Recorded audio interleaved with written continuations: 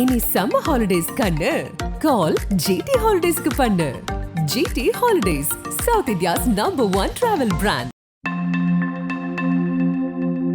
பணம் எடு, பக்குவமா முடிச்சு தரேன். ஹாஸ்பிட்டல் வரும் பெண்களே குறி.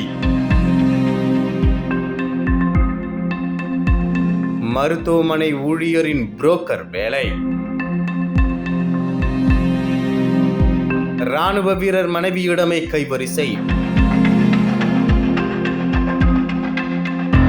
விசாரணையில் வந்த திடுக்கிடும் தகவல். தருமபுரி மாவட்டம் பாப்பாரப்பட்டி அடுத்துள்ளது ஆலமரத்துப்பட்டி. இப்பகுதியைச் சேர்ந்த ராணுவ வீரர் ஒருவர் பாப்பாரப்பட்டி காவல் நிலையத்தில் பரபரப்பு புகார் ஒன்றை அளித்தார். அதில் தனது மனைவி மற்றும் குழந்தைகளை காணவில்லை என்று தெரிவித்தார். புகாரை பெற்றுக்கொண்ட பாப்பாரப்பட்டி போலீசார் தீவிரமாக விசாரணை நடத்தினர்.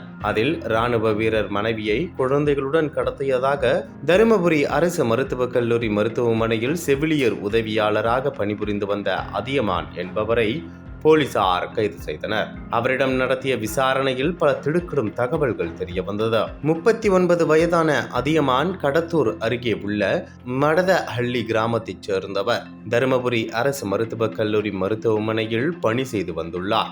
அப்போது நோயாளிகளை பார்க்க வந்து செல்லும் பெண்களை அதியமான் குறிவைத்து பேசி வந்துள்ளார். அவர்களுக்கு தேவையான உதவிகளை மருத்துவமனையில் செய்து தனது செல்போன் எண்ணை கொடுத்து நெருங்கி பழகி வந்துள்ளார். எப்போது வேண்டுமென்றாலும் எந்த உதவி வேண்டுமென்றாலும் அழைக்கலாம் என்று நம்பிக்கையானவர் போல் தன்னை காட்டிக் கொண்டுள்ளார். இதனால் மருத்துவமனை வரும் பலருடன் அதியமானுக்கு பழக்கம் ஏற்பட்டுள்ளது.